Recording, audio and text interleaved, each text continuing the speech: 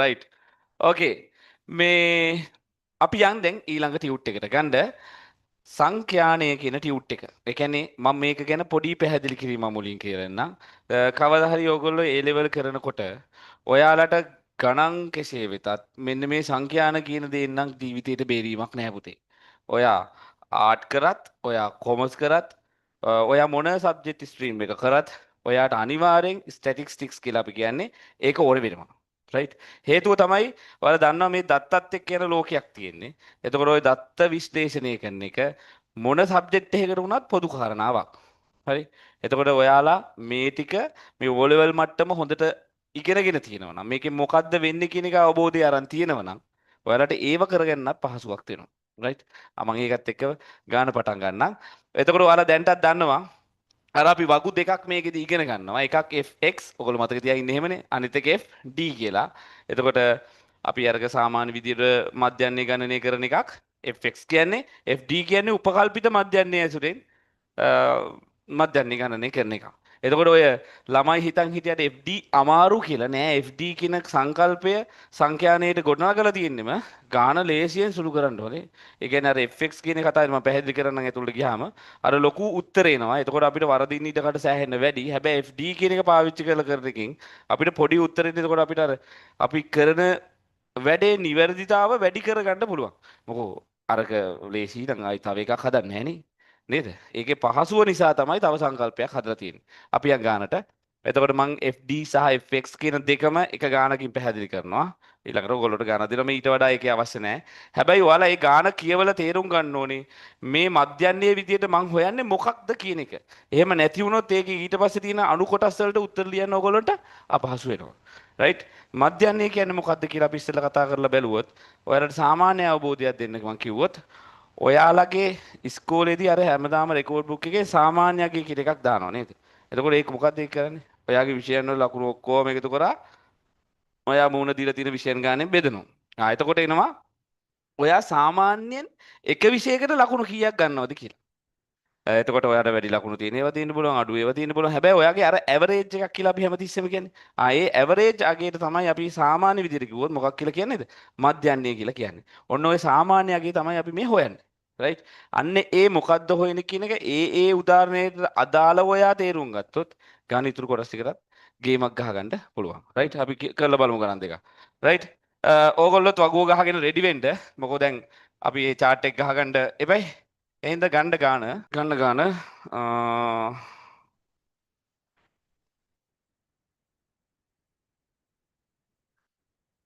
Tute එකේ අංක 4 tute එක නැත්තම් පාස් පේපර්ස් වල 2020 O level ගාන. බලන්න ක්‍රිකට් කණ්ඩායම පසුගිය වසරේ ක්‍රීඩා කළ තරඟ 40 දී ලබාගත් ලකුණු පිළිබඳ තොරතුරු පහත සංඛ්‍යාත ව්‍යාප්තියේ දැක්වේ කියලා කියලා තියෙනවා. සංඛ්‍යාත ව්‍යාප්තියක් අධිකරණ මම චුටි පැහැදිලි කිරීමක් කරන්න. අපි පොඩ්ඩක් දැම්මොත් එහෙම ගාන. ඔය බලන්න දැන් ඕකේ ඔය ලකුණු පාන්තරය සහ අනිත් පැත්තේ තියෙනවා තරඟ සංඛ්‍යාව කියලා නේද? දැන් එතකොට අපි මේ තියෙන ක්‍රිකට් කණ්ඩායම පසුගිය වසරේ ක්‍රීඩා කළ තරඟ කීයකද 40ක ගත්ත තොරතුරු තමයි මේ තියෙන්නේ. එතකොට ඉතින් එක එක ලකුණු ගණන් තියෙනවනේ. ඔය පන්ති පාන්තරයෙන් අදහස් කරලා තියෙන්නේ 131ත් 141ත් අතර ගත්ත තරඟ කීයක් දීලා තියෙනවද? දෙකක්. 142ත් 152ත් අතර ගත්ත ගාන කීයක් දීලා තියෙනවද? හතරක්. ඔන්න ඔය වගේ දෙයක් තමයි දීලා තියෙන්නේ. ඒ වගේම සමහර ගණන් වල ඔන්න ඔය පන්ති පාන්තරේ පොඩ්ඩක් හඳුන්වලත් දෙනවා. දැන් මේකේ පන්ති පාන්තරේ අපිට විශේෂයෙන් හඳුන්වලා නැත්තේ මෙන්න මේ හින්දා හේතුව බලන්න 131යි 141කින් ඉවර වෙලා ඊතුරු පන්ති පාන්තරේ පටන් අරන් තියෙන්නේ කොතනින්ද?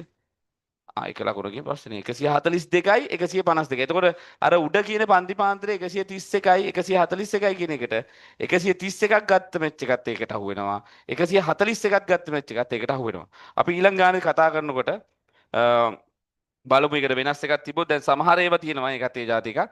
එතකොට සමහර ඒවා තියෙන පුතේනේ ඔය 131යි 141යි වගේ ගිහිල්ලා අනිත් එකක් පටන් ගන්න 141යි එහෙමයි. ඒ කියන්නේ 142කින් නෙමෙයි අර උඩ තියෙන අගේමයි පටන් ගන්න.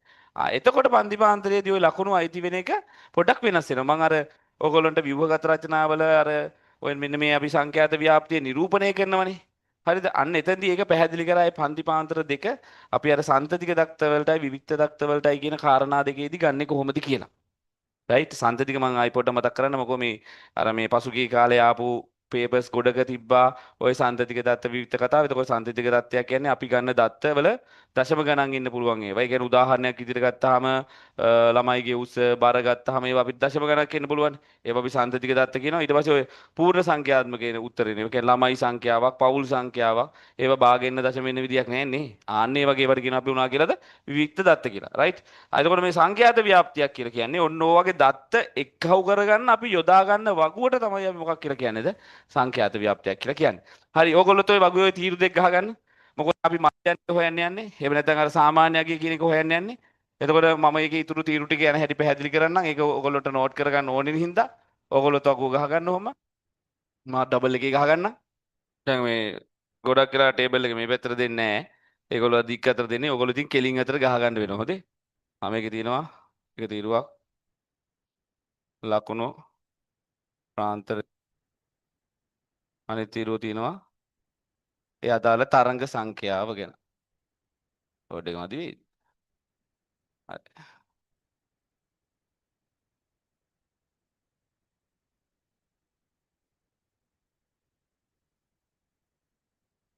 ඉස්සරහ තීරු දික් කරගන්න ඒවා පස්සේ දික් කරගමු හරි.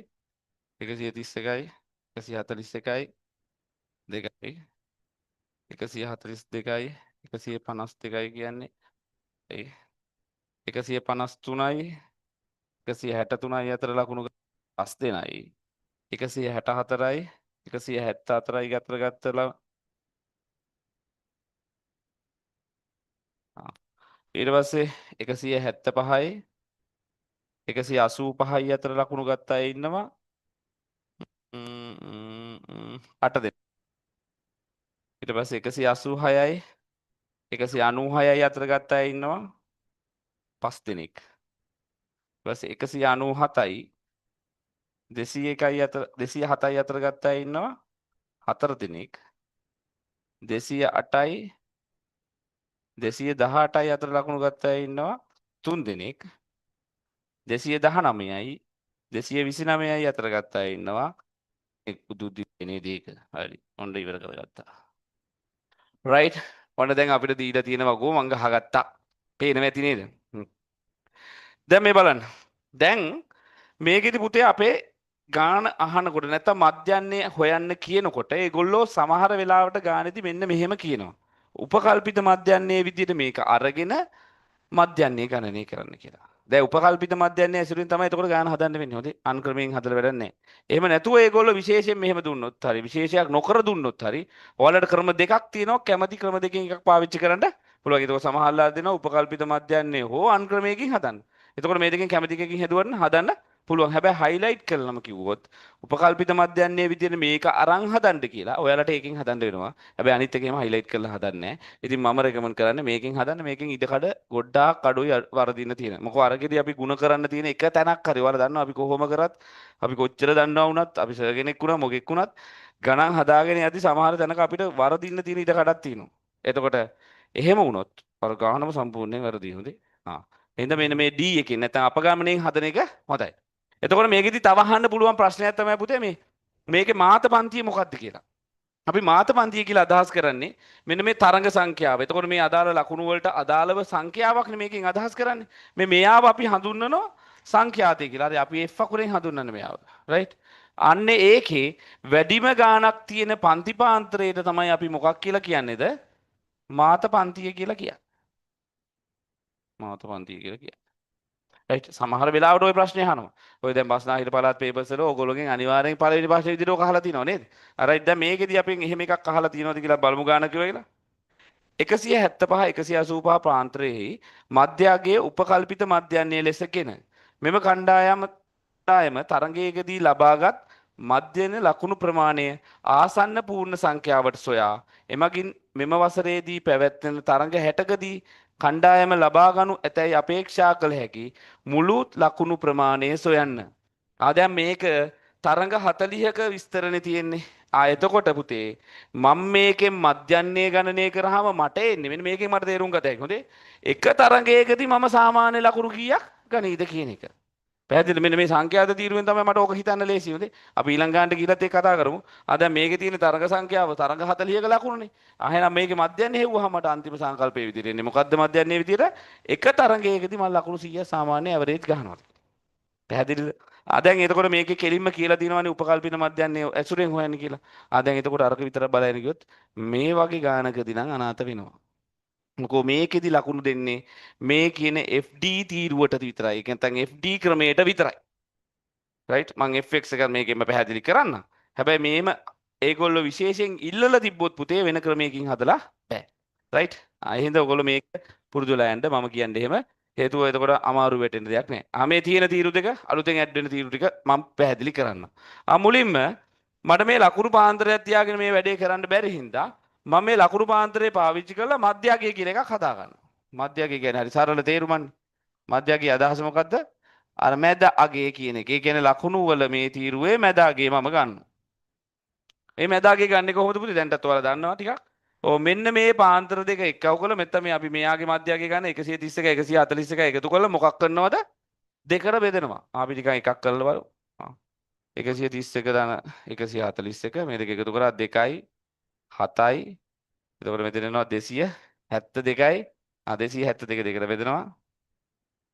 1යි දෙවරක් 1යි බිඳුවයි 7 ගේනවා 4 දෙවරක් 3යි 6යි එකක් ඉතුරුයි දෙක ගේනවා 12ට 6යි 136යි කියලා එනවා. ආයන පළවෙනි එකේ මධ්‍යගයේ කීයද පුතේ? 136යි. ඊළඟ එකේ මධ්‍යගයේ හොයන්න මම එතකොට රටාවක් පෙන්නන්නම්. 142යි එකපාරටම රටාව පෙන්නුවොත් ඕගොල්ලෝ බලයි කොහොමද මේක වෙන්නේ කියලා. 9යි 294යි 294 දෙකින් බෙදන්න 1යි මෙතනට 4යි 8ක් ඉතුරුයි 8ක් නෙමෙයි එකක් ඉතුරුයි 14යි කියන්නේ 147යි. දැන් බලන්න මේ අතර පරතරය කීයක් වෙලා තියෙනවද කියලා. කීයක් වෙලාද? 36ට කීයක් එකතු වෙලාද? ඔව්. අඩු කරලා බලන්න. 147යි කියන්නේ එතකොට 36ට 1යි 7 හැදෙනවා 4යි 11ක් එකතු වෙලා නේද? එතකොට ඔයාලා තේරෙනවද මේ අතර පරතරය කීයක් තියෙනවද? 11ක් තියෙනවා. අපි බලමු ඊළඟ එකත් හදලා 11ක් එනවද කියලා. එන 153ට 163ක් එකතු කරනවා 6යි 1යි 316යි 316 දෙකට බෙදනවා 1යි 2යි එකක් ඉතුරුයි 1 ගේනවා 5යි 10යි එකක් ඉතුරුයි 16යි 16 කියන්නේ 8යි 158යි. දැන් වැඩේ තේරුණාද? ඒ දෙන්න අතරත් පරතරය කීයද?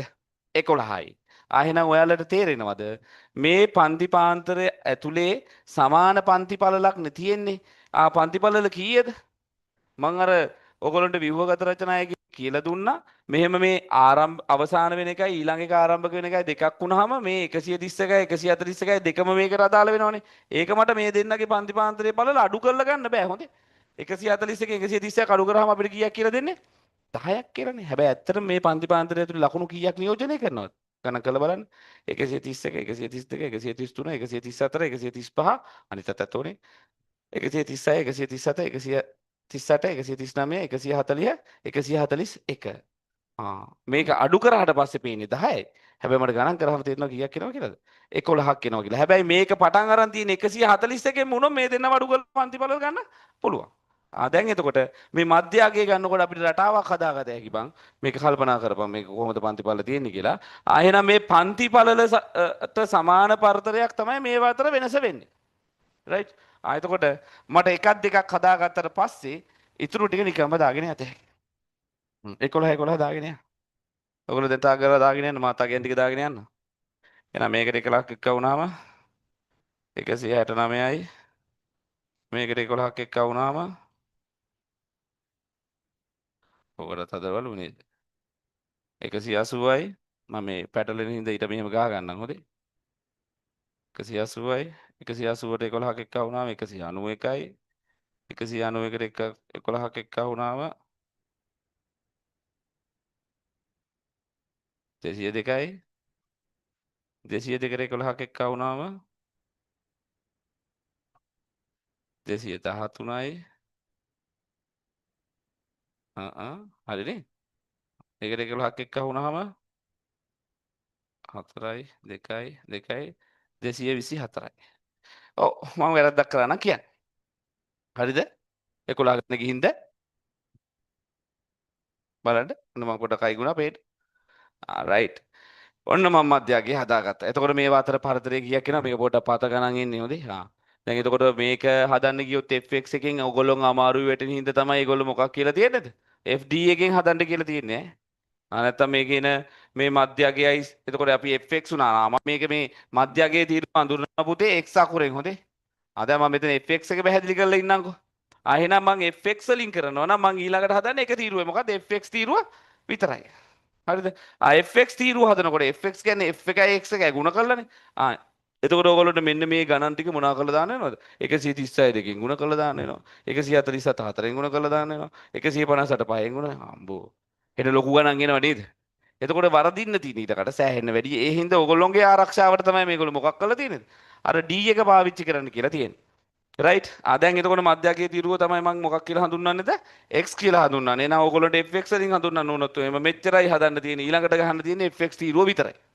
හැබැයි d වලින් හදනවා නම් තව වැඩක් කරන්න තියෙනවා. දැන් d වලින් හදනවා නම් ඔයාලා තව තීරුවක් හදාගන්න ඕනේ අපගමනය කියලා. අපගමනය කියන එකේ අදහස තමයි අපි මොකක් හරි තෝරගන්න එක සංඛ්‍යාවක් එක්ක අනිත් ඒවා කොච්චර වෙනස් වෙනවද කියන එක. හොඳේ. අපගමනය කියන එකේ අදහස ඒක. මොකක්ද කියලා මම පැහැදිලි කරන්නම්කෝ. මේ බලන්නකෝ. මේකේ දැන් සාමාන්‍යයෙන් අපි උපකල්පනය කරනවනේ මේක තමයි මධ්‍යන්නේ කියලා. මම ඒ උපකල්පනය කරන මධ්‍යන්නේ තෝරගන්න දැන් මේගොල්ලෝ නම් ගානේ කියලා තියෙනවා 175 185 කියලා. මෙන්න මේක ගන්න කියලා. කාවද? දැන් පැහැදිලි මොන පන්තියද ගන්නෙ? මාත පන්තිය තමයි මම මොකක් කියලා ගන්නෙද? උපකල්පිත මධ්‍යන්නේ කියලා ගන්නෙ. එතකොට මම මේ 175 185 උපකල්පිත මධ්‍යන්නේ විතර ගන්න තියාගයක් නෑනේ පුතේ. එහෙම තිබ්බහම එයාගේ මධ්‍යගයේ තමයි මම මොකක් කියලා ගන්නෙද? උපකල්පිත මධ්‍යන්නේ කියලා ගන්න. මෙතන ආවේ 180යි කියලා නේද? ආයාව ගන්නවා මම මොකක් කියලාද? උපකල්පිත මධ්‍යන්නේ කියලා. ඌම කියලා දාන උපකල්පිත මධ්‍යන්නේ. හොඳේ. alright. ඕක අරගත්තට පස්සේ මෙන්න මේ අපගමන කාගෙන් හරි එක්කෙනෙක් එක්ක සංසන්දනය කියලා එයත් එක්ක වෙනස් වීම මම මේකේ බලන්නේ කියලා. මේ උපකල්පිත මධ්‍යන්නේ තියෙන කෑල්ල මම ගන්නවා අපගමනේ බිඳුවයි කියලා. මොකද උගෙන් තමයි මම වෙනස බලන්නේ අනිත් ඒ වගේ. right. ඒ කළා මම මේ එක් අදාළ මධ්‍ය අගයෙන් උපකල්පිත මධ්‍යන්නේ අඩු කරලා තමයි මේ D තීරුව පුරවන්නේ. පැහැදිලිද? මොකද එක් අදාළ මධ්‍යයෙන් මේ උපකල්පනය කරපු මධ්‍යන්නේ ගාන අඩු කරලා තමයි අපගමනය ලියන්නේ. දැන් එහෙනම් මේකෙදි වෙන්න ඕනේ මුලින්ම මොකද්ද? මේකට අදාළ ගාන හොයන්න 169 මං කීයක් අඩු කරනවද? 180ක් අඩු කරනවා. දැන් බලපංකෝ.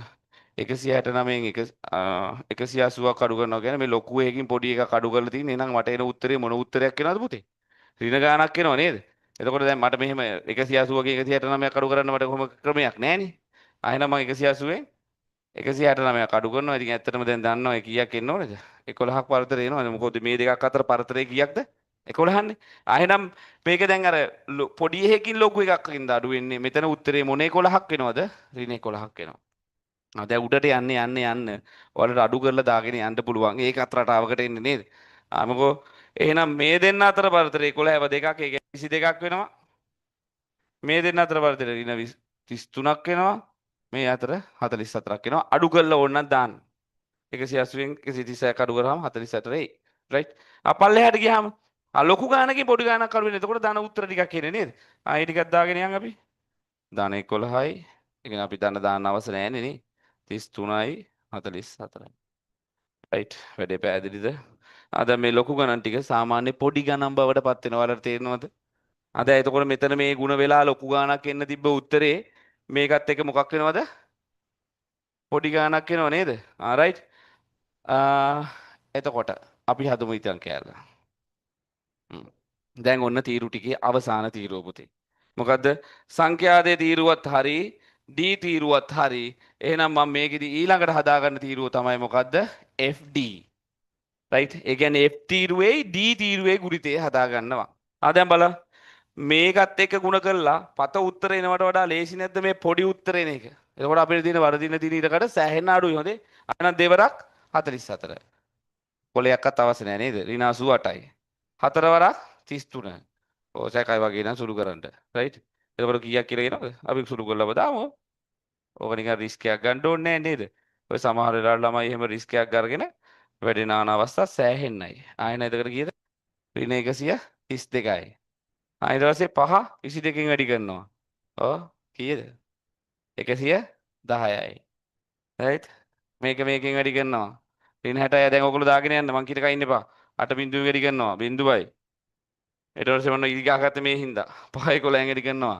55යි. 4 22කින් වැඩි කරනවා. 88යි. මං කොහේරි වැරද්දක් කියන්න 3 33න් වැඩි කරනවා. 99යි. 3 44න් වැඩි කරනවා. අපිට ඕක ඉස්සෙල්ලත් ආවද නෑනේ. කීයද? 132යි. ඊට පැහැදිලිද? පැහැදිලිද? පැහැදිලි ඇති නේද? ඔව් දැන් කමෙන්ට් එකක් දානකම් මට බලන් ඉන්න බෑනේ. ඔන්න ඔය වැඩේ කරගන්නවා. ඔන්න මගේ වගුව. මම වගුව ෆීල් කරගත්තා. එතකොට මේක අපගමණයෙන් හදනකොට අර ඕගොල්ලෝ මතක තියන් ඉන්නේ තීරු 5යි තීරු 4යි කියලා. තීරු 5යි තීරු 4යි වුණාට තීරු 5 කොහොමද දෙන්නේ තීරු 4 කොහොමද දෙන්නේ කියන අවබෝධය වැදගත් රයිට්. දැන් එතකොට මේකෙදි මේ අදාළ අපගමණයෙන් හදනකොට අදාළ තීරු ටික දැන් ඔන්න ඔච්චරයි. කියන්නේ උපකල්පිත මධ්‍යයන්යෙන් හදනකොට තියෙන තීරු ටික ඔච්චරයි. ඔන්න මගේ වැඩේ ඉවරයි. හැබැයි මධ්‍යයන්ේ තාම හෙව්වේ නෑ. මේක නෝට් කරගන්න ඕනේ නෝට් කරගන්න සහ තව පොඩි වැඩ දෙකක් තියෙනවා. රයිට්. මට දැන් මේකේ ඉඩ නෑ බෝඩ් එකේ ලියන්න මේකට අදාළ මධ්‍යයන්ේ හොයන සමීකරණය. ඒකට අවශ්‍ය වෙනවා මට මෙන්න මේ FD තීරුවේ එකතුව. අපි අර එකතුව කියන එක මේ පාඩමේදී හඳුන්වනවා මොකක් කියලාද පුතේ? අර මෙහෙම ලකුණකින් මොකක් කියනවා කියනද අපි සිග්මා කියලා කියනවා. සිග්මා කියන එකේ තේරුම තමයි ඒ අදාළ තීරුවේ එකතුව කියන එක තමයි සිග්මා වලින් අදහස් කරන්නේ. එහෙනම් සිග්මා FD මේ තීරුවේ එකතු කරලා දාන්න තියෙන්නේ. අනිත් එක මේ F තීරුව එයා මං කියනවා සිග්මා F අය කියන්නේ A තීරුව එකතු කරලා දාන්න තියෙන්නේ. දැන් මේක නම් එකතු කර කර බලන්න දෙයක් නෑ. ගාන කියලා තියෙනවා තරඟ කීයක් කියලාද? 40ක දී ලබා ගත්ත අර ඔයගොල්ලෝ ඕනනම් සැකනම් එකතු කරලා බලන්න 40ක් ඒ. මෙතනට ඉන්නේ කීයද? 40යි. මෙන්න මේක එකතු කරනකොට අපි පොඩි උපක්‍රමයක් පාවිච්චි කරනවා. හේතුව ඍණ සංඛ්‍යා සහ ධන සංඛ්‍යානේ තියෙන්නේ. එහෙනම් මම මේ ඍණ ටික වෙනම එකතු කර ගන්නවා. ධන ටික වෙනම එකතු කර ගන්නවා. right? එකතු කරමු බලන්න. මෙතනින් එනවා 88යි 132යි 110යි 66යි 10යි 16යි එකක් ඉතුරුයි 8යි 10යි 13යි 19යි එකක් ඉතුරුයි මෙතනින් 3යි 396යි එතකොට මට එනවා මෙතනට ඍණ 396ක් right ඊට පස්සේ ඉතුරු කෑල්ල ඔයගොල්ලෝ ගාන හදාගෙන යන් ඉතුරු කෑල්ල එහා පැත්ත එකතු කරගමු ඊට පස්සේ මෙතනින් එනවා 55යි 88යි 99යි 132යි අයින 8යි 5යි 13යි 13යි 2යි 15යි 15යි 9යි කියන්නේ 24යි දෙකක් ඉතුරුයි 10යි 15යි 15යි 3යි 18යි 18යි 5යි 27යි 7යි දෙකක් ඉතුරුයි මෙතන එනවා කීයයිද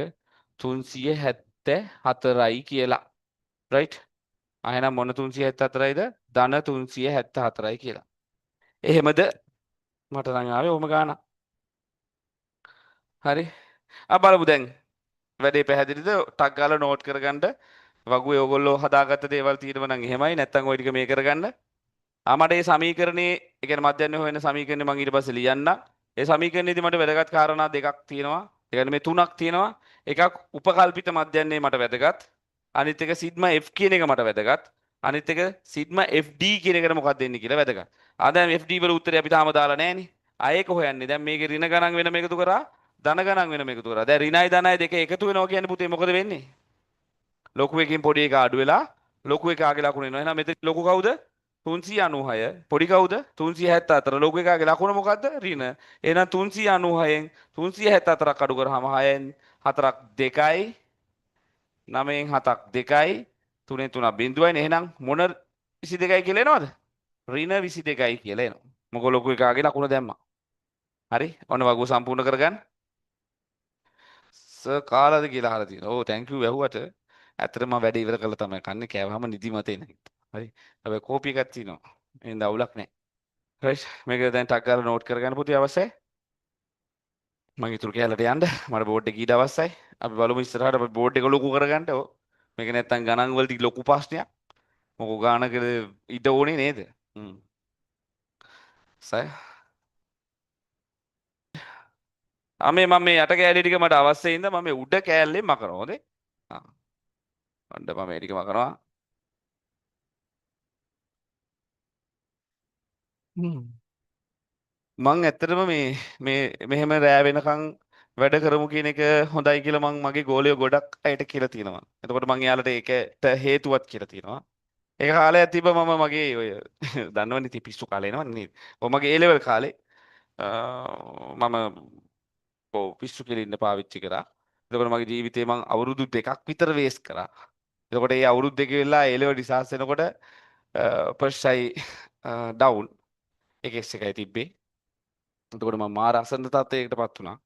ඒතුව ඒ තිබ්බ ආර්ථික මට්ටම් එක අපේ ගෙදර මිනිස්සුන්ට මාව ප්‍රයිවට් කැම්පස් එකකට යවන්න තරම් දෙයක් කරන්න උන්නේ නැහැ. එතකොට මට ඒ තියෙන සුදුසුකම මොකක් හරි කරගන්න තමයි තිබ්බේ. ඒ වගේම මිනිස්සුන්ගේ මාව රිජෙක්ට් වෙන්න ගත්තා. එතකොට මේ කියන කතාව මෙතන කියන්න ඕනේ මං ඉතින් දන්නේ නැහැ දන්නෝ. හරි. එතකොට ඒ ප්‍රතික්ෂේප වීම එක දැන් මට කර කියා ගන්න දෙයක්වත් නැහැ නේ. ඔව්. මම මාස 4ක් තිබ්බේ. එතකොට මම උදේ මට වැඩ කරන්න බෑ උදේ පාන්දර නැගිටලා ජීවිතේට. එතකොට මම රෑ 10ට විතර වැඩේ පටන් ගන්න හේතුව මොකෙක්වත් සද්ද නැහැ වෙලාවට මාර නිස්කලංකයි. එතකොට ඒ 10 ඉඳලා පාන්දර 6 වෙනකන් එක දිගට වැඩ. මාස 4යි. මමට කැම්පස් එකට යන්න තරම් ප්‍රතිඵලයක් ආවේ එහෙම මම ඒ කාලේ වැඩ කරපු නිසා.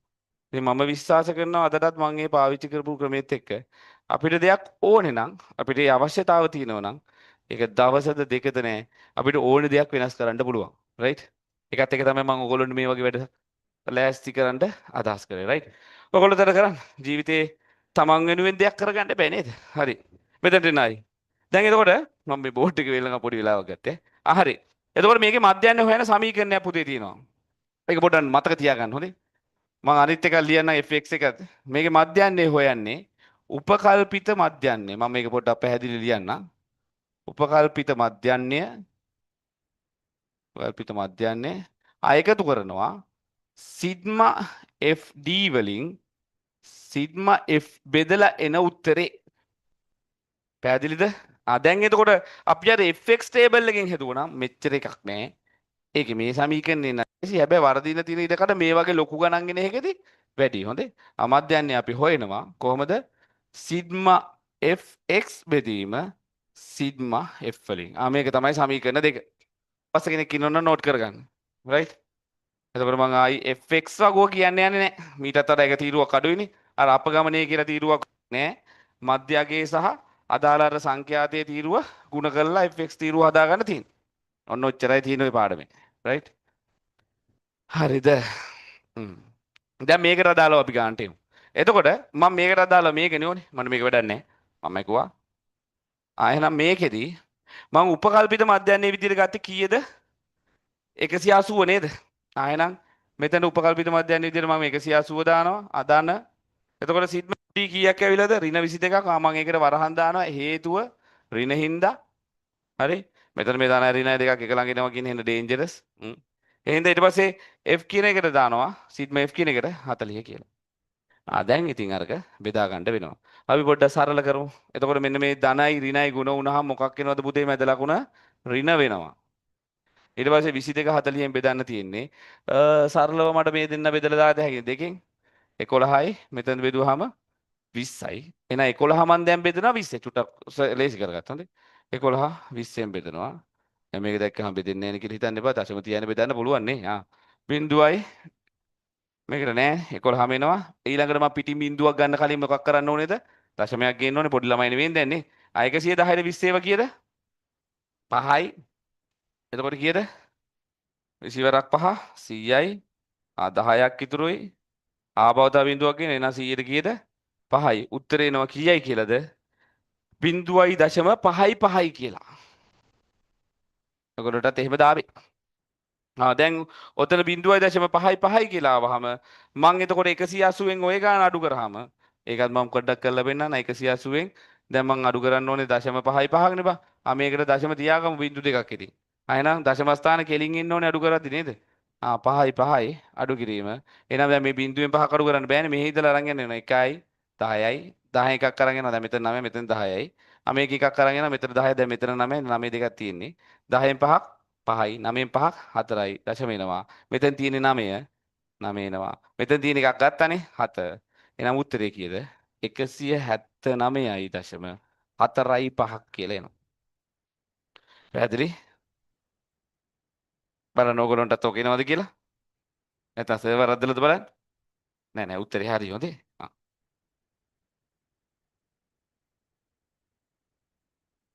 අදාළගෙන ටක් ගාලා ලියා ගන්න. මොකෝ ඔයගොල්ලෝ මේක ගාන මාත් එක්කම හදාගෙන යන් කිව්වනේ. හරි? හ්ම්.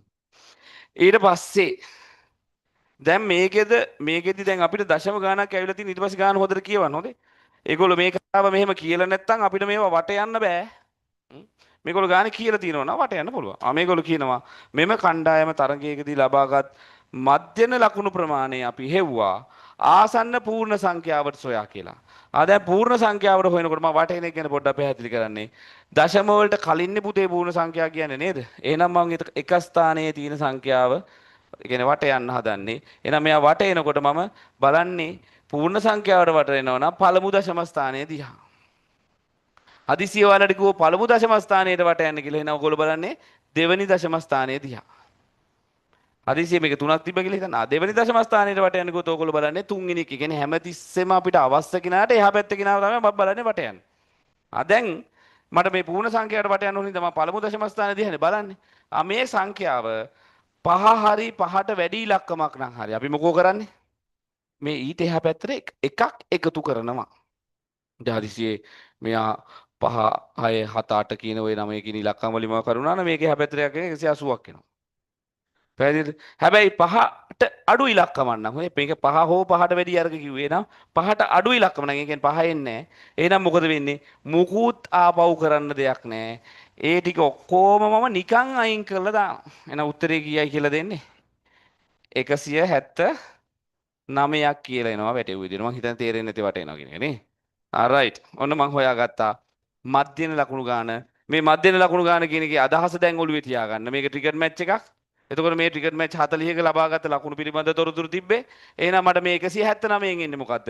සාමාන්‍ය එක මැච් එකකදී මේ කියන කණ්ඩායම 179ක් ගන්නවා කියලා මේ ලංකාව නෙමෙයි. හරි. අපි වෙන රටක් හිතමු. මොකද දැන් මේ තියෙන තත්ත්වෙත් එක්ක එදා එච්චර ලොකු ගාණක් ගහලා ඒක බේර ගන්න බැරි නා නේද? සමහරලාට එන වේදනයි ක්‍රිකට් බලන එකෙන් නම්. ඔව් සමහරලාට එර මේ ෆෝන් එක පොලේ ගහනවා වගේ ෆීලින් එකක් එනවා ක්‍රිකට් වලට ආදරයකින් නම් මං කියන්නේ මං කියනවා නේ. හරි. මෙතනට එන්න. එහෙනම් මෙතන ආවා මට මොකද්ද මේ එන ගාණ? එක මැච් එකක ලකුණු කීයක් ගහනවා කියලාද? 179ක්. දැන් එතකොට ගාණ පැහැදිලිද? හරි. එහෙනම් මධ්‍යන්නේ කියන කතාව පැහැදිලි වෙන්න ඕනේ. ගානට අදාළව මධ්‍යන්නේ මොකද්ද කියන කතාව පැහැදිලි වෙන්න ඕනේ. එහෙම නැත්තම් ගාන ඉස්සරහා ටික හදන්න බෑ. රයිට්.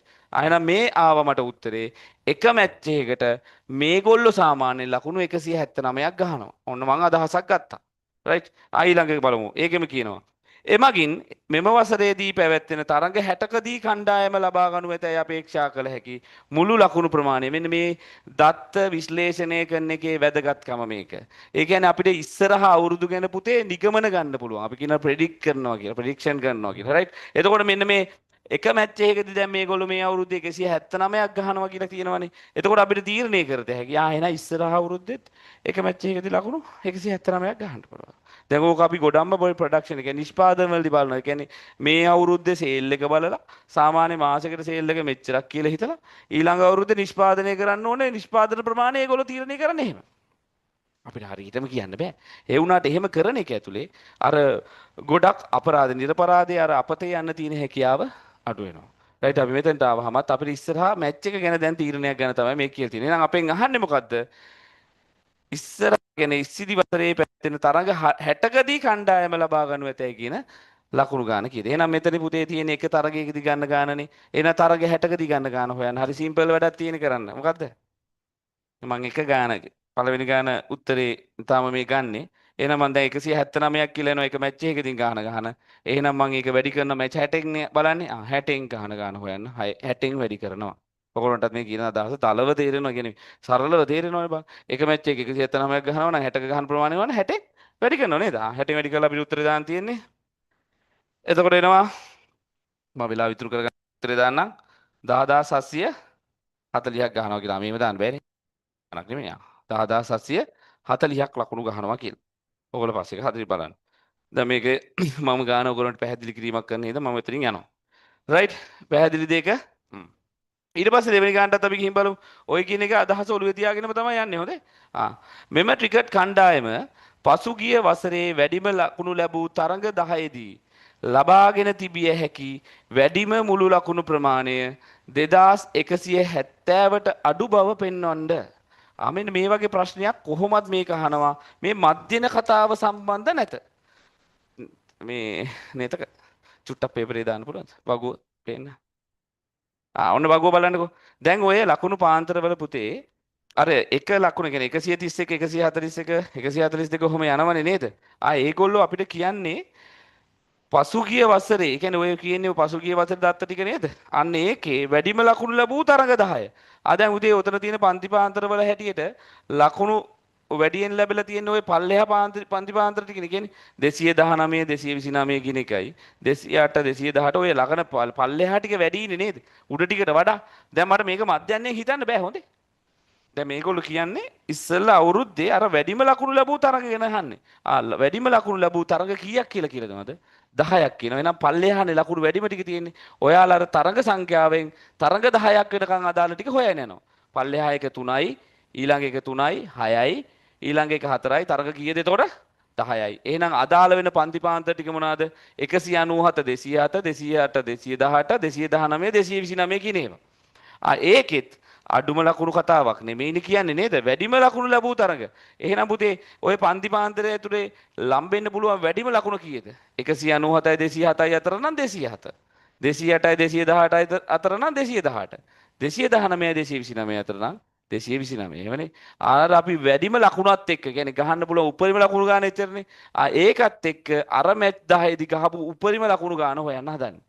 අන්න ඒක තමයි මේ පෙන්වන්නේ කියන්නේ කීයට වඩා අඩුයි කියලාද? 200 2170ට වඩා අඩුයි කියලා පෙන්වන්නේ කියන්නේ. රයිට්. එතකොට ඔයයි ගානක් එනවා. ඒ කියන්නේ වගුව පිළිබඳව ඔයාගේ තියෙන අවබෝධය බලන්න ඒගොල්ලෝ දෙන ප්‍රශ්නයක්. රයිට්. අපි චුට්ටක් බලමු දැන් ඊට පස්සේ. දැන් එහෙනම් ඒක හොයන්නේ අර මං කිව්වා අන්තිම පන්ති පාන්තර 3 විතරයි සලකන්නේ. ඒ පන්ති පාන්තරේ තර වැඩිම ලකුණ තියෙන පැත්තත් එක්ක ඒ තරඟ ගාන වැඩි කරලා මට බලද හැකි.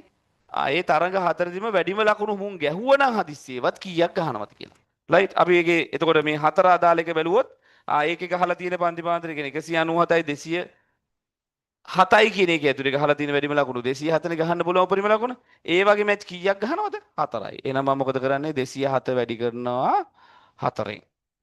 ඔන්න එක ඒ පන්ති පාන්තරයට අදාළව ඒ මැච් 4 ගහන්න පුළුවන් උපරිම ලකුණු හොඳේ. ඔක දැන් අවම ලකුණු කියලා ඇහුවනම් ඒ කියන්නේ අර වැඩිම ලකුණු ලැබූ තරඟ 10ේ අවම ලැබූ ලකුණු සංඛ්‍යාව කියලා කිව්වනම් මම මේකේ ගන්න 207 නෙමෙයි. එහෙනම් ගන්න කීයද? 197. ප්‍රශ්නේ කියවලා ඒ අදාළ අවබෝධය ගන්න ඕනේයි. ඊට පස්සේ ඊළඟ කෑල්ලට ආවහම 218 208යි 218යි. ඒකේ වැඩිම ලකුණු ගන්න පුළුවන් කීයද? 218යි. ඒකේ මැච් කීයක් වදිනවද? 3ක් වදිනවා. වැඩිම ලකුණු ගත්ත නම් ওই 3ට 218 3ක් ගන්න ඕනේ. ඊළඟ එක 229 ඒවා කීයක්ද? 3ක් වදිනවා. ආයෙනම් මේ ලකුණු වල එකතුව කීයක් කියලාද පෙන්වන්න තියෙන්නේ? 2170ට අඩුයි කියලා. ඉස්සෙල්ලා බලමුකෝ මේක එකතුව කීයද කියලා. වැඩි කරමු. 28යි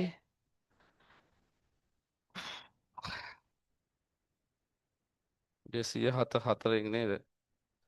28යි 2යි 8යි 8යි මේක 3ෙන් වැඩි කරනවා 218 3ෙන් 4යි 2යි 3යි 1යි 5යි 6යි 654යි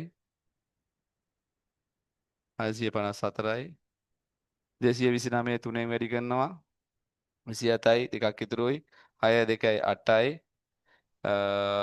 6යි 687යි 687යි මේ ටික එකතු කරමු පොඩි වැඩක් තියෙනවා ඉතින් හරි 828යි 654යි 600 මේ 87යි දැන් අර ඊළඟ කාරණාවම පස්සේ හෙට මතක් කරන්න පේපර් එකේ ලියනකොට කොහොමද උත්තර ලියන්නේ කියන එක මට මේ මම මේ පැත්තේ කටුවැඩ කරන් යනකොට ඔයාලගේ පේපර් බලද්දි ඔයාලා කටුවැඩ කරලා තිබ්බ හැටි මතක් වෙන හින්දා මම මේක මතක් වුණේ හොඳේ මේ ටික එකතු කරමු එතකොට 11යි 19 එකක් ඉතුරුයි 13යි 2යි 15යි 1යි 16යි එකක් ඉතුරුයි 8 6 14යි 14 1යි 15යි 15 6 21යි මෙන්න මේ 2169ක් කියලා එනවා. දැන් අපිට පෙන්වන්න කියන්නේ කීයට වඩා කියලාද? 2169. 70ට වඩා අඩුයි කියලා. එක ලකුණක් අඩුයි නේද? අනේ එක ලකුණක් හරි මොකක් හරි අඩු නම් අපිට ඉතින් ගානේ අන්තිමට ඒක පැහැදිලි කිරීමක් කරන්න වෙනවා. මොකද්ද? මෙන්න මේ අදාළ ලකුණු ප්‍රමාණය. එතකොට 2170ට වඩා මෙයා මොකයි කියලාද අඩුයි කියලා. මේ 33 දානගේ අදහස. එම නිසා දැන් අපේ ගණන් වල වචන වැඩක් නැහැනේ. එතකොට එයාලා කියන්නේ මෙයා ලොකුයි කියලා පෙන්වන්නේ කියලා නේ. කියන්නේ මෙයාට වඩා මෙයා අඩුයි කියලා පෙන්වන්නේ. ඉතින් අපිට ආපේ උත්තරේ අපි මෙන්න අසමානතා ලකුණු දාලා අඩුයි කියලා පෙන්වුවාම උත්තරේ ඉවරයි. රයිට් දැන් පැහැදිලිද? මධ්‍යන්නේ කිනකේ අවබෝධය අරගෙන සහ අර වගුව Tamanට හරියට රීඩ් කරගන්න පුළුවන් නම් මේ අහන ප්‍රශ්න වලට ඔය එළියට හැකි උත්තර. එතකොට ඔය වගුව කියන එක ලකුණු 4කට වගේ වගුවේ තීරු වලට ලකුණු හම්බ වෙනවා. ඊට පස්සේ අපි මධ්‍යන්නේ හොයලා ওই වැඩ ටික ඉවර කරගෙන එනකොට ලකුණු 6ක් විතර එතන සෙට් වෙලා තියෙනවා. ඔහොම කඩලා ප්‍රශ්න දෙකක් දුන්නොත් ඉතුරු 4 දෙක ගානයකට බෙදලා තියෙනවා. රයිට් එතකොට වගුව වැඩේ ඉවර කරත් ලකුණු 6ක් තියෙනවා. එතකොට පොඩ්ඩක් වෙලාව අරගෙන විනාඩි 12ක් තියෙනවනේ. අර කලබලයක් නැතුව එක තැනක් වැරදුවොත් ඇති හොඳේ. මුළු වගුවම වැරදි මොකෝ අර තනි උත්තරෙන් තනි උත්තරයට ලකුණු දෙනව නෙමෙයි පුතේ හොඳේ. තීරුවම හරිනම් එක ලකුණයි. ඉතින් එක තැනක් වැරද්දුවොත් තීරුවම වැරදි හොඳේ. පැහැදිලිද? එහෙනම් මේ වැඩේ පැහැදිලි ඇති. අර අපේ ඉස්සෙල්ලා එක කොල්ලෙක් දාලා තිබ්බ මට මතක නෑ නම. හරි කවුරු හරි මං දුන්න වෙලාව අඩුයි කියලා. හරි මම දැන් වෙලාව හරියටම බලන්නම්. දැන් 10යි 2යි වෙලාව. මම විනාඩි 10යි දෙන්නේ විනාඩි 12ක් ගානට තියෙනවා හොඳේ. එතකොට අපි පොඩ්ඩක් ඉක්මන් කරන්න ඕනේ හින්දා විනාඩි 10ක් දෙනවා. එහෙනම් මම 10යි 12ට ආයි වැඩේ පටන් ගන්නවා. ඩන් කියලා දාන්න හොඳේ. ටක් ගාලා ඉක්මන් කරන්න. හදන්න ඕනේ ගාන හොමින්න ආයි නැත්තම් මං කියන්නේ. ඔව් හදන්න ඕනේ ගාන තමයි. පොඩ්ඩක් ඉක්මනින් කරන්න ඕනේ. අපි අන්තිමට තිබ්බ පේපරෙන් ගමු. ඔගොල්ලෝ හදන 2024 25 ගාන අර එක්තරා තීරෝධ රථයක් එක් සතියක යෙදුණු කුලී ගමන් වාර සංඛ්‍යාව ආශ්‍රිත තොරතුරු පහදදී දී ඇති සංඛ්‍යාත වගෝ දැක්වේ කියන එක. අන්න ඒකේ පුතේ මේ මං එරර්ස් ඒ කියන්නේ printing mistake check කරත් මට අහුවෙච්ච නැති තැනක් තියෙනවා. ඕකේ ඔය තුන්වෙනි කොටසේ එක් කුලී ගමනක මධ්‍යක දුර එතන අර 5යි නප කියලා තියෙන නප නෙමෙයි පුතේ ඔතේ 5යි කිලෝමීටරයයි ගනිමු කියලා හදාගන්න. කිලෝමීටර කියලා එන්න. එච්චරයි ඒක වෙන වැරද්දක් නැහැ. හරි. එහෙනම් දැන් ගන්න try කරන්න. කරලා ඉවරලා done කියලා මැසේජ් එකක් දාන්න. right. okay.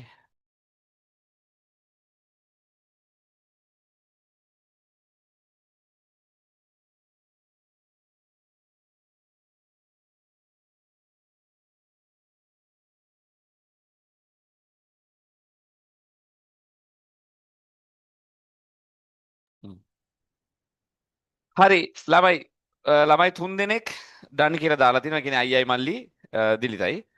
right එහෙනම් අපි ගාන කතා කරමු. එතකොට මම ඔන්න වගුවක් ගහගෙන හිටියා ගාන ලේසියට. අනිත් ළමයිනුත් ටක් ගාලා වැඩේ ඉවර කරන්න. ඕ මේකට වෙලාව යන එක හරි. done කියලා දාලා තිනවා. සෙනිරු සෙනිරු සෙනිරුත් දාලා තියෙනවා. හරි. අපි වැඩේ කරමු.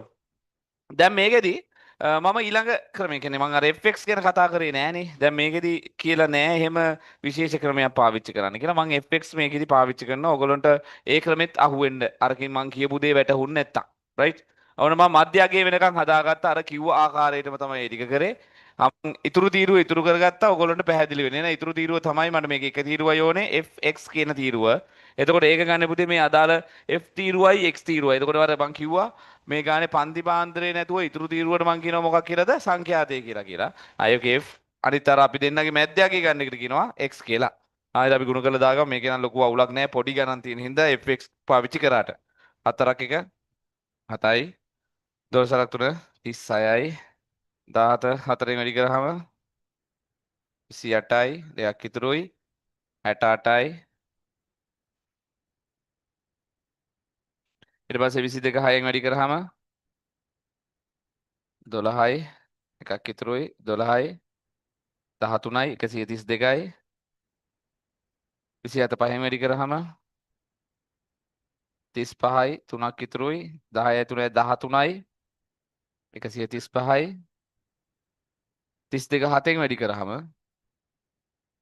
14යි එකක් ඉතුරුයි 21යි 1යි 22යි 224යි 37 4ෙන් වැඩි කරාම කෝඩ් එක පේන්නේ නැතුව ඇති මට වැහිලා මන්ටක් ගාලා අයින් වෙනවා 28යි දෙකක් ඉතුරුයි දොළහයි දෙකයි 14 148යි.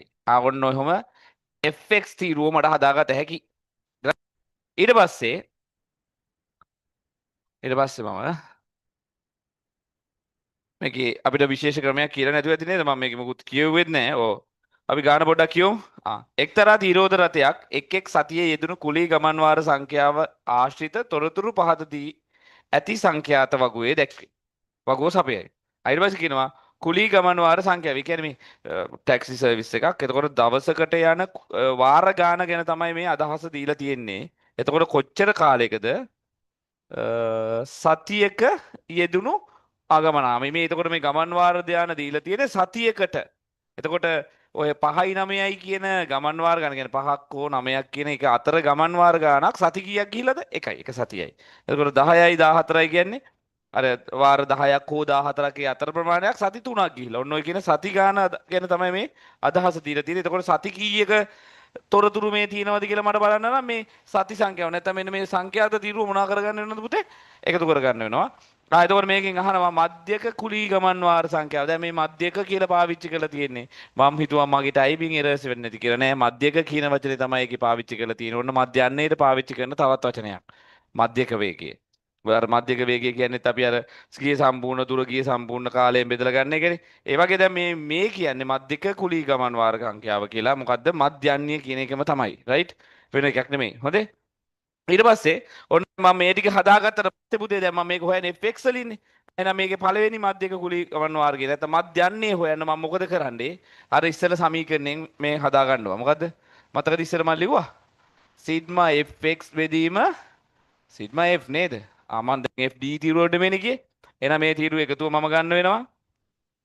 13යි 10යි 23යි 23යි 5යි 28යි 28යි 4යි 32යි 32යි බිඳුවයි සෝරි 32යි 8යි 40යි 4ක් එනවා අයියා ඔයගොල්ලෝ මේක මෙහෙම වෙන්න ආරම්භ කරන්න ඕදේ ආයෙනම් මෙතන 6යි 4යි 10යි 13යි 16යි 19යි 21යි 4යි 25යි දෙකක් විතරයි මම මේ කෙලින්ම මෙහෙම එකතු කරගන්නේ දෙක 3යි 4යි 6යි 7යි නයිනෝ කීයක් කියලාද 750ක් කියලා රයිට් ඔයගොල්ලන්ට තාම එහෙමද එතකොට මේ f තීරුවත් මම එකතු කරගන්නවා සිග්මා f නේද මෙයා සිග්මා fx තීරුවත් එකතු කරගත්තොත් 4යි 8යි 14යි 19යි 26යි 4යි 30යි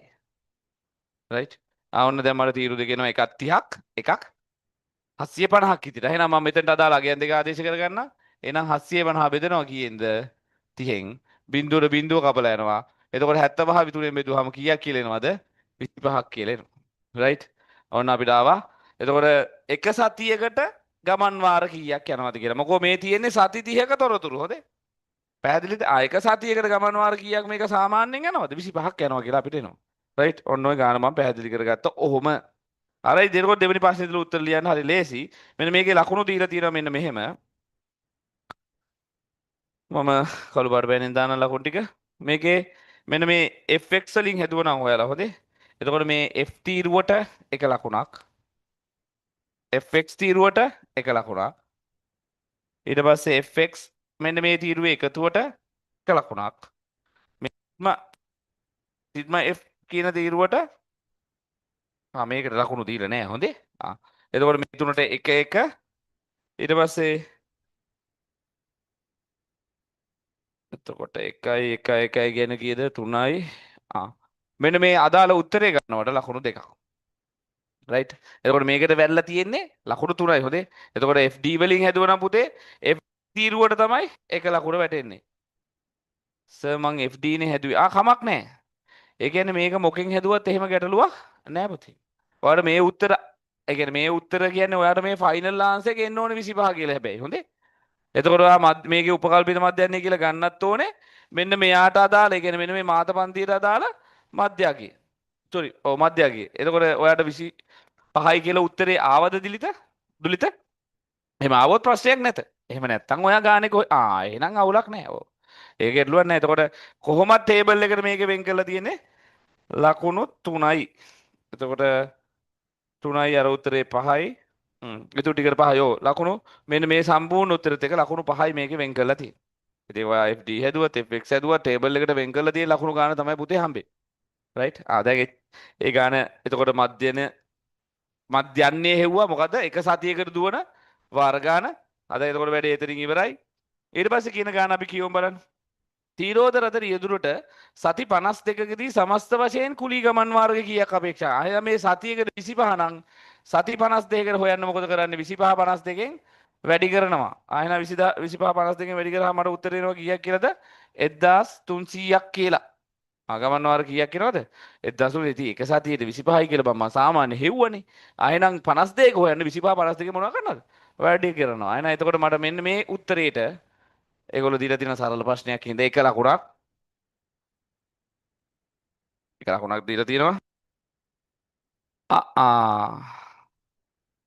ඔබට උසමා වෙන්න මෙන්න මෙතන සිග්මා fx කරත් මම මේ මාගේ ස්කීම් එක බලලා ලකුණු බර දාන්න මෙතනටත් එකක් දීලා තියෙනවා හොඳේ. එතකොට මෙතන 4යි මෙතන 2යි මෙතන 1යි ලකුණු. එතකොට 6යි 7ක් වෙන්න දැන් උතන්ට වෙනකන් තියෙනවා. රයිට්. එතකොට FD වලින් හැදුවත් එතකොට වගුවට ලකුණු කීයද? 4යි. අර අදාළ උත්තරේ ගන්නවට ලකුණු 2යි. මෙන්න මේ සරල ගානක් හින්දා එකට එක ලකුණයි දීලා තියෙන්නේ. ඇත්තටම සරලයිනේ. එක සතියක ගමන් වාර ගාන අපි හොයාගත්ත මධ්‍යනය. ඊට පස්සේ ඒ වගේ සති 52 කරනවා සති 52 මොනවා කරනවද? ಗುಣ කරනවා එක කරන්න තියෙන්නේ. රයිට්. ඊට පස්සේ බලමු. එක් කුලී ගමනක මධ්‍යන්න දුර කිලෝමීටර් 5ක් කියලා කියනවා.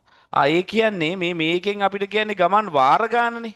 එතකොට ගමන් වාර සතියකට 25යි. හැබැයි ඒ ගමන් වාරයක් කොච්චර දිගයිද කියලා මට කියලා නැහැ. මේකෙදි කියනවා එක් ගමනක ඒ කියන්නේ අර අපි එන එක වාරයක් කිලෝමීටර් 5ක් කියලා හිතන්නලු. හරිද? තීරෝධ රථ රියදුරු කිලෝමීටරයකට රුපියල් 100 බැගින් ගාස්තු අය කරේ නම් ඔහුගේ සති 4ක ආදායම කොපමණ වේදයි අපිට කියනවා අපේක්ෂා කරන්න පුළුවන්ද කියලා හොයන්න කියලා. දැන් හරි සරලයිනේ. දැන් එහෙනම් එක ගමන් වාරයකදී යන මේකට හම්බෙන ගාන අපි ඉස්සෙල්ලා හොයමු. එහෙම වුණොත් එහෙනම් පුතේ එක ගමන් වාරයක් කියන්නේ කිලෝමීටර් කීයක්ද? 5යි. දැන් මේගොල්ලෝ කියනවා එක ගමන් වාරයක මධ්‍යන කිලෝමීටර් 5යි කියලා. එහෙනම් එක කිලෝමීටරයකට රුපියල් 100ක් හින්දා එහෙනම් කිලෝමීටර් 5 යන ගාන හොයන්න 100 මම මොකක් කරනවද? 5න් වැඩි කරනවා. එතකොට මට එනවා අර එක වාරයක කිලෝමීටර් 5යිනේ යන්නේ. එක වාරයක් සඳහා මුට කොච්චර ගාණක් හම්බෙනවද කියලා.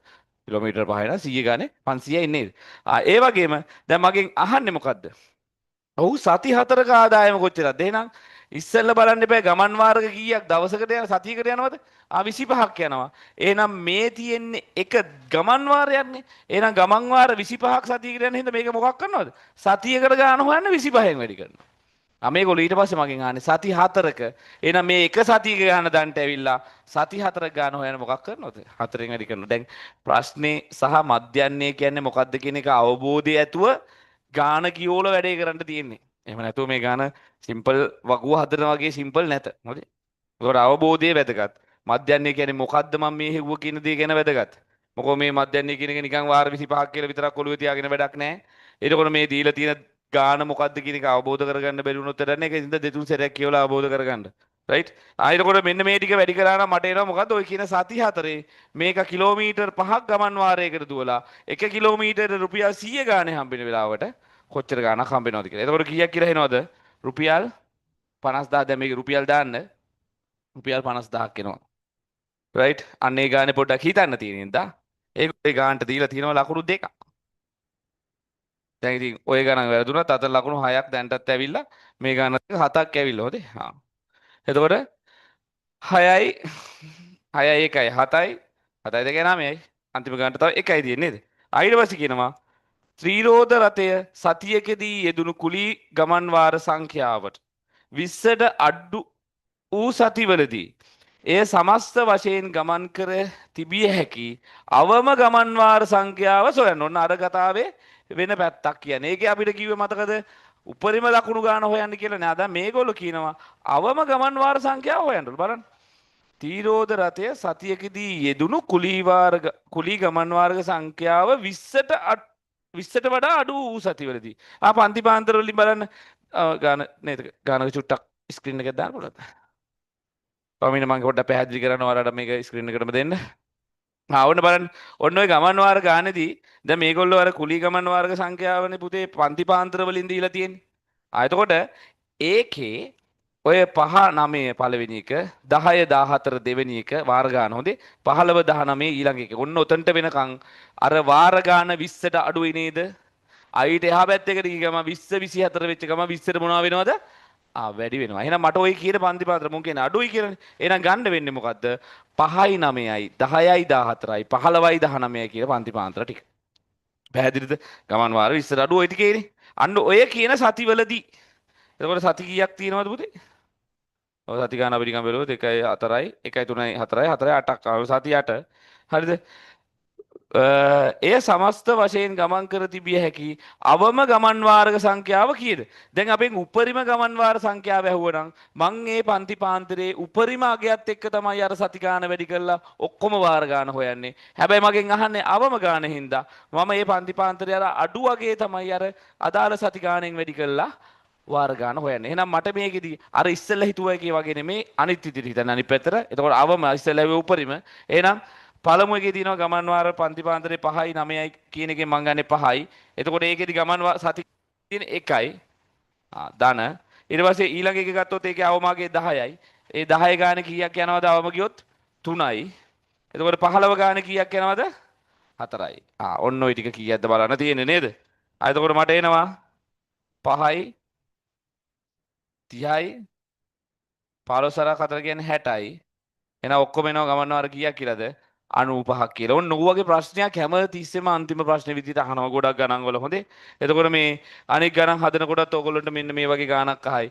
එතකොට ඕගොල්ලෝ හරි අවබෝධයකින් පන්ති පාන්තරේ කියවන්න. එතකොට අවමගේ කිව්වොත් ඒ පන්ති පාන්තරේ අවමගේ එක්ක සංඛ්‍යාත වැඩි කරලා මේකේ උත්තරේ හොයන්න වෙයි. උපරිම දෙයක් ඇහුවොත් ඒකේ උපරිම අගයත් එක්ක හොයලා වෙයි කරන්න. හැබැයි ඒගොල්ලෝ කියන සීමාව හරියට අවබෝධ කරගන්නත් ඕනේ. දැන් මේගොල්ලෝ මෙතන සීමාව කියලා තිනවා මොකට අඩුයි කියලාද?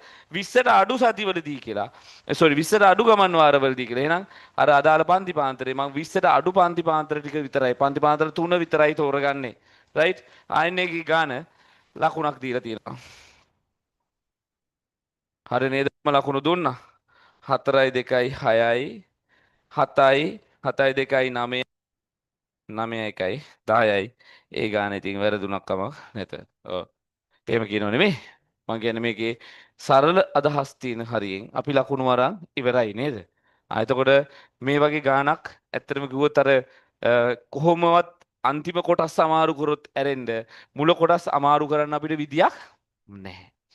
දැන් මම අද කරපු ගණන් දෙකම කරන්න හේතුව ඒකයි. දෙවෙනි පේපර් එකේ එතකොට අපි පළවෙනි කොටසේ කියන්නේ ඒ කොටසේ එන ප්‍රශ්න වලින් දැන් ওই ප්‍රස්තාර කියන පාඩම හැම ළමයාම ඕක කරනවා අඳිනවා ඔය කියන අදාළ දෙක කරන හින්දා මම ඒකට මහන්සි වෙන්නේ කි නෑ. එතකොට වර්ගිත සමීකරණ ත්‍රිකෝණමිතිය ඊට පස්සේ සමගාමී සමීකරණ ඊට පස්සේ අපි කතා කරපු සංඛ්‍යානේ ඔන්න ඔය කියන රචනා ප්‍රශ්න 4 ගොඩ දාගන්න තමයි මම ඔය දුන්නේ. එතකොට ඒ කොටස 80කට වඩා කම්ප්ලීට්. හරිද? එතකොට ඔයගොල්ලන්ට B කොටසේ එක ප්‍රශ්නයක් අපි කතා කරා කුලක. ඒ කුලක ගානත් එක්ක ඔයගොල්ලෝ මං හිතනවා මං පහසු ක්‍රමයක් කියලා දුන්නා කියලා. එතකොට ඒ ගානත් එක්ක ඔට්ටු වෙච්ච එකේ ගාන ගොඩ දාගෙන ඇති. එතකොට දෙවෙනි පේපරෙත් මට පුළුවන් උපරිම වෙලාවක් මේ වෙලාවේ මම ඔයාලට අරන් දෙන්න තමයි මේ වගේ අර එපා නොවන ගණන් ටිකක් තෝරගත්තේ. එතකොට ඒ ටික දාගන්න යන්න. මේ කතා කරන අතර පුතේ ඔයගොල්ලෝ මේ ප්‍රශ්නෙට ගත්ත ලකුණු ටික දාගෙන යන්න මම පොඩ්ඩක් බෝඩ් එකෙන් අයින් වෙන්නම්. එතකොට මේ අනිත් කාරණාව තමයි පුතේ මේ දැන් මතක තියාගන්න. එතකොට ඒ කරපු දේවල් වල ලකුණු තහවුරු කරගන්න. එතකොට ඊටු ලකුණු ටික නිකම්ම ඇවිල්ලා ඔය උඹ හිතන්නේ නැති තැනකට ඔබ අරන් යන්න පුළුවන් ඈ. ගණන් අමාරු නෑ. හැබැයි ගණන් හිතන්න වෙනවා. ඒ හිතන කෑල්ල දියුණු කරගන්න නම් වැඩ කරන්න වෙනවා.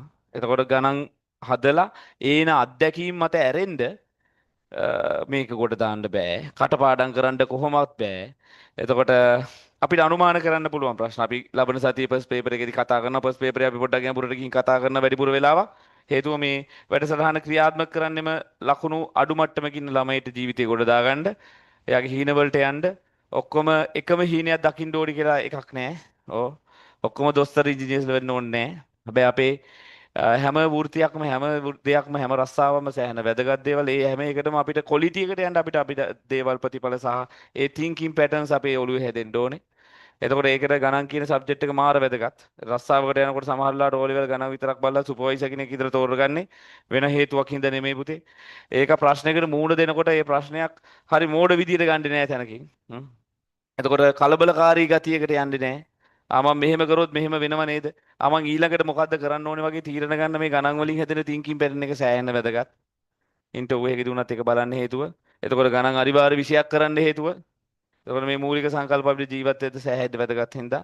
ඔව්. එතකොට මේ වගු අපේ ජීවිතේ කවදාද පාවිච්චි වෙන්නේ කියලා ඇහුවොත් දවසක් එයි වාට. ඔයා පොඩියට බිස්නස් එකක් කරත් ඔයාගේ බිස්නස් එකේ වේස්ට් එකක් අඩු නොවෙන්න මේ මූලික සංකල්ප පාවිච්චි කරන්න ඕන නම් පුළුවන්. රයිට්. එතකොට ඔන්න සෙකන්ඩ් පේපර් එකේ කතාවේ ඔන්න ඔහොම බෑග්ග්‍රවුන්ඩ් එකක් ඔයගොල්ලන්ට හදලා දුන්නා. එතකොට සෙකන්ඩ් පේපර් එක මේ මට්ටමින් ගොඩ දාගන්න ඔයාලා මහන්සි වෙන්න. ඊට අදාළව එන ප්‍රශ්න ඕන එකක් අපෙන් අහන්න අපි උත්තර දෙන්නම්. දුලිත දිනුලක විතරක් ලකුණු දාලා තිනවා 9යි අනිත් අය පුතේ හැදුවේ නැද්ද? ඔව්. හරි. එතකොට පුතේ අනිත් එක කාරණාව ෆස්ට් පේපර් එක. එතකොට ෆස්ට් පේපර් එකේ ව්‍යුහගත රචනා ප්‍රශ්න පහක් එනවා අපි දන්නවා. ඒ පහම සෑහෙන විදිහට වැදගත් දේවල්. එතකොට මම දැන්ට ඒ ප්‍රශ්න පහෙන් දත්ත නිරූපණය හා අර්ථකථනය කතා කළා. සම්භාවිතාව කතා කළා. එතකොට ඔන්න ඔය කියන ගණන් දෙක කතා කරලා තියෙන්නේ. එතකොට ඊට අමතරව එතකොට වීඩියෝස් තියෙනවා. ඔයාලගේ තව යාළුවෝ ඉන්නව නම් එයාලට ෂෙයා කරන්න. එතකොට අපේ YouTube channel එකක් තියෙනවා. අපේ online කුප්පියට වැඩසටහනට අපි හදපු. ඒකේ ගිහිල්ලා මේ වීඩියෝස් බලලා ඔයගොල්ලන්ට අදාළ දේවල් ගොඩ දාගන්න පුළුවන්. ඒ හා සම්බන්ධ මොන හරි ප්‍රශ්නයක් ආවොත් එතකොට අපෙන් අහන්න පුළුවන්. රයිට් කමෙන්ට් එකක් දාන්න. පොඩ්ඩක් එතකොට ඒ අපිට පොඩි දෙන සපෝට් එකක් විදිහට YouTube එකත් පොඩ්ඩක් අර අපිට ඒ අදාළ දේ subscribe කරලා follow කරලා like කරලා comment කරන්න. එහෙමනේ. හරි. එතකොට මේ ඒකේවත් උදව් කරන්න. එතකොට first paper එකේ තියෙන ඉතුරු ප්‍රශ්න තුන අද අපි තව වෙලාව ගියත් කතා කරනවා. එතකොට ඒකෙදි පුතේ මම වැඩි ප්‍රශ්න හදන්න යන්නේ නැහැ. ඔයාලට සංකල්ප ටික පැහැදිලි කරන්න ප්‍රශ්නයක් හදන එක තමයි කරන්නේ. එතකොට තියෙන වෙලාවත් එක්ක මම ඕගොල්ලන්ටත් වෙලාවක් දෙන්නම් හදන්න. සසිඳු සහෝදර ඩබල් 9 10 ගානේ අරන් තිනවා. සහෝදරයා කොහොම සහෝදරයා ගොඩ දාන් අරන් යන්න ඕනේ. ඒක තමයි සහෝදරකම. දිලිත ඉතින් මට උදව්වක් කරෝ රිපෝට් එකක් ගහන්නල්ලු. පුතේ වැඩේ සවුත් උනා රිපෝට් ගහන් ඒක ගැටලුවක් නැහැ. හැබැයි ඉතින් හිතට අවංකව එහෙම නැත්තම් එහෙම කරන්න එපා නේද? හරි. ඊට පස්සේ මම මේ කමෙන්ට් එක කියවන්නේ ඉතින් මගේ තෘප්තිය උදෙසා. ඉතුරු එක දිලිත සස්සර 9ක් අරගෙන තීක්ෂණ 9ක් හරිස good boy. අර ජීවිතේ පොඩි හරි කෑ දැන් කෙල්ලෝ නැද්ද මන් දන්නේ නැහැ මේ ඔය කෙල්ලෝ ටික මේ දැන් මේ මාර ප්‍රශ්නයක් වෙලා තිබ්බ කාලයක් මේ ඔය කොල්ලෝ වැඩ කරන්නේ නැහැ කෙල්ලෝ වැඩ කරනවා කියලා. එතකොට මේ ලංකාවේ තුනේ සාමාන්‍ය ජනගහනයෙන් එකට තුනක් ඉන්නවා. හරි. එතකොට මේ ඔය කියන කතාවේදී කොල්ලෝ කාලයක් ඔය ඉගෙන ගන්න කෑල්ල අත්හැරලා තිබ්බ එකක තිබ්බනේ නේද? හරි සන්තෝසයි. එහෙම ඉගෙන ගන්න එකත් අරින්න බෑ හොඳේ. කෙල්ලෝ කොල්ලෝ කියලා ભેදයක් නැහැ අධ්‍යාපනයේ දෙකොල්ලොටම වැදගත්. එතකොට පුළුවන් අපිට අර සම අයිතිවාසිකම් යට දෙන්න නැත්නම් අර හරි ප්‍රශ්න හොඳේ. මම මේක නිකන් කියන්නේ මේ කතාවෙන් පිට අරන් ගියා. ඔය වැඩේ පැහැදිලි කරන්නම් ඉස්සරහට වෙන. එතකොට ඔයාලගේ යාළුවෝ කවුරු හරි ඉන්න බලා. එතකොට මේ අදාළ වීඩියෝස් අහලා උගේ ගේම ගහ ගන්න උට උදව් කරන්න. මේ වෙලාවේ අපිට යාළුවෙක් විදිහට කරන්න පුළුවන් හොඳම දේ විභාගෙට උත්තර පෙන්නන එක නෙමෙයි. ඔන්න ඕක. මොකෝ සමහරලාට විභාගෙට උත්තර පෙන්නලා උගේ හිත සාවකාලිකව සැටිස්ෆයි කරන්න පුළුවන්. හැබැයි ඒක ඔයාලගේ ප්‍රතිඵල එන දවසක ඔයාලා කොට ගියාම හරි අවුලෙන් ඉන්න පුළුවන්. ඉතින් ඒ කැලලට යවන්න එපා යාළුවෙක් එක්ක. ඕන වෙලාවක මගෙන් උදව් ඉල්ලන්න මම ඔයාලට දෙන්නම්. එතකොට අපි ලබන සතියේ ඔයාලා අර මට ගෙසින් කරන්නකෝ. ඕන මමත් ගෙස් කරලා ෆස්ට් පේපර් එකක් හදනවා. එතකොට ඇත්තටම එතකොට එකකින් ඔයාලට අදාළ වටපිටාව ඔක්කොම ඔයාලා මේ කුප්පියෙන් ඉගෙනගත් ඔක්කොම වටපිටාව ඔයාලටම චෙක් කරගන්න අවස්ථාවක් හම්බෙයි. හරි. එතකොට මම ලබන සතියේ ෆස්ට් පේපර් එකේ ප්‍රශ්න 25යි ව්‍යුහගත 5යි සම්පූර්ණයෙන් කතා කරනවා. ඔයාලා ඒ වැඩේ කරන්න මම කලින් ඕගොල්ලන්ට පේපරේ දානවා ලකුණු චෙක් කරගන්න පුළුවන් අවංක වෙන්න.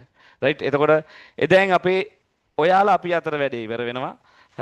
හැබැයි ඔයාලගෙන් මේ පටන් ගත්ත දේ ඔයාලා මේ හදපු දේ අපි දිගටම අරන් යනවා. එතකොට ඔයාලට දෙන්න බැරි වුණත් සමා වෙන්න අපි ඊළඟ කෑල්ලකට 11 හවසට මුලින් ඉඳලා පේපර්ස් කරවලා උන් ඊට වඩා කෑල්ලකට අරන් එනවා.